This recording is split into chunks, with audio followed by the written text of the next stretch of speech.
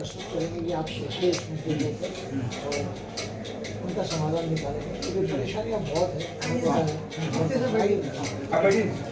ये रख लिया सर, रास्ते में जरूरत पड़ेगी तो यहाँ पर ये चीज़ है। हाँ, उसमें जैसे अभी अमित जी हैं, सबसे पहले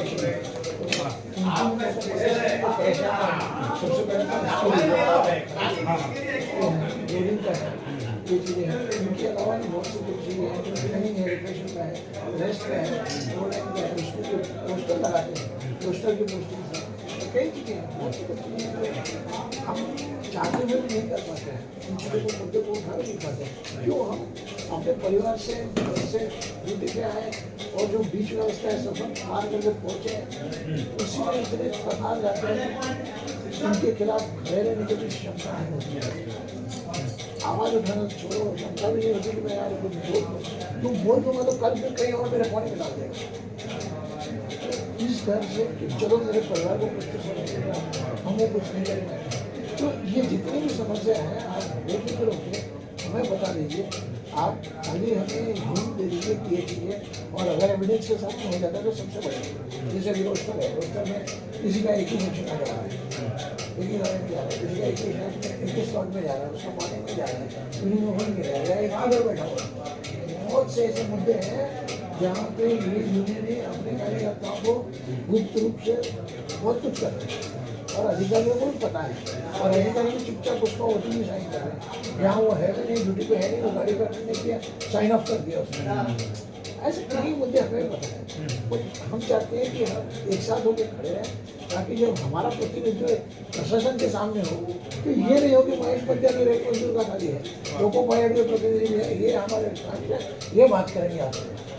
DRM से GM से आप बात करोगे तो उनको लगेगा कि भाई यही कैडर का ही आदमी बात कर रहा है, तो फर्क पड़ता है। और कैडर का आदमी जब बात करेगा तो कैडर की समस्या है, कैडर वालों को पता चलेगी कि हाँ ये बंदा करना ही है। अब अगर मैं ऑफिस वाला बात कर लूँ तो उसमें ये है कि ये तो ऑफिस वाला बेटा है, इसको क्या SPD का मालूम है? भाई SPD का ये इम्पैक्ट है, जिस टेंशन में मैं चल रहा हूँ, अचानक मुझे खांसी आ रही है और ब्रेक लगाने में रुक गया, तो इसमें मेरा क्या रोल है? नेचुरल कॉज है, वो हेल्थ है, फिजिकल है, 6 घंटे की जगह पे 12 घंटे की ड्यूटी करा रहे हो, 10 घंटे की ड्यूटी दे दी है, हो गया। तो ऐसी बहुत से चीज़ें हैं जिनके ऊपर से परिवार के ऊपर असर पड़ता है, आदमी को मानसिक तनाव आ जाता है। अभी जैसे कौंसिल का भी गार्ड कौंसिल के साथ में पावर कैबिन के बाजू में बिठा दिया गार्ड को, और वो पावर कैबिन वाला अपने हिसाब से काम कर रहा है और इसको बुलाया आगे बिठाओ, तो क्या करेगा बेचारा? वो करने जा रहा है तो भी कुछ परेशानी हो जाती है। तो ऐसे कई मुद्दे हैं जो मैं चाहते हुए भी खुद ला भी सकते हैं, बट आप लोगों के माध्यम से आएगा तो और अच्छा है। ऑनलाइन है आप सर, मैं जो ऑलरेडी कमांडर है, तो मैं जो जानना आप ऑनलाइन है, आप ये बताइए आपके गठबंधन में कौन है? हमारे गठबंधन में CRTO है, ऑल इंडिया रेजिमेंट RMU तो है ही, RMU से ही है। रेल मजदूर यूनियन सबसे पहली यूनियन है जो जॉर्ज फर्नांडिस की यूनियन है।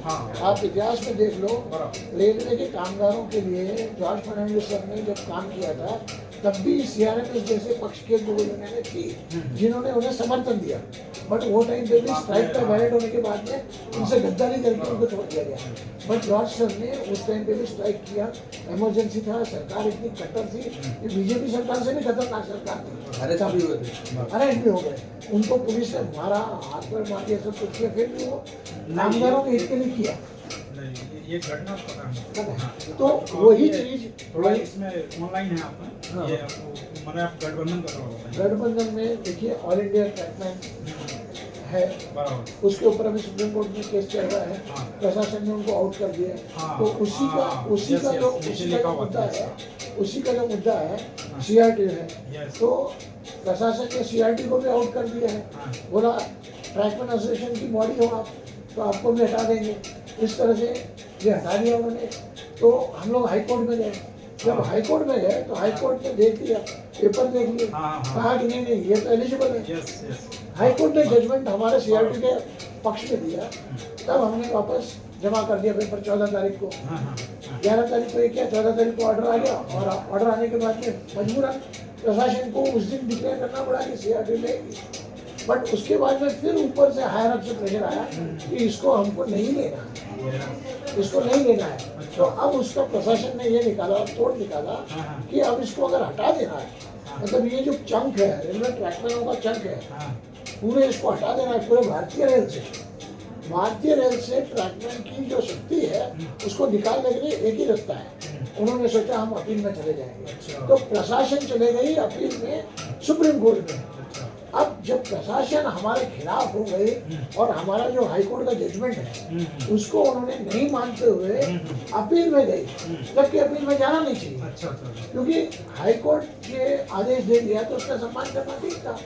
बट इनको सम्मान नहीं किया उन्होंने, और इनको लगा कि नहीं हम अपील में जाएंगे, इन पूरी शक्ति को बाहर कर देंगे, मतदान का जो शक्ति का है अधिकार उससे हम इनको वंचित कर देंगे। अब वो मतदान का अधिकार से ही वंचित करने के लिए एक ही रास्ता रहा प्रशासन के पास, और सभी उन्होंने उनको सहमति दिया होगा, गुप्त रूप से सहमति दी होगी तभी प्रशासन ने किया है, या प्रेशर आई होगी टॉप से, जो उनको पता होगा प्रशासन के अधिकारियों को। उन्होंने ये फैसला कर लिया, निर्णय लिया, शाम को ये अधिकारियों ने ले लिया, बोर्ड को दे दिया, बोर्ड ने लॉ सेक्शन ने उसको अपील में डाल दिया।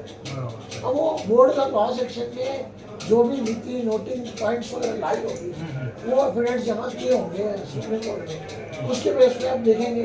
अब वो हियरिंग रखी है उन्होंने, नियरेस्ट हियरिंग 2 तारीख का हफ्ते में रखा है, 2 तारीख के हफ्ते में रखा है, 3 तारीख को में हियरिंग रखी है उन्होंने। अब 4 को इलेक्शन है, अब 4 को इलेक्शन है। हमारा जो अगर मान लो इन्होंने अगर कुछ करते हैं, हाँ। सामने तरफ कोर्ट की तरफ कुछ होता है, हाँ। फिर हमारे तरफ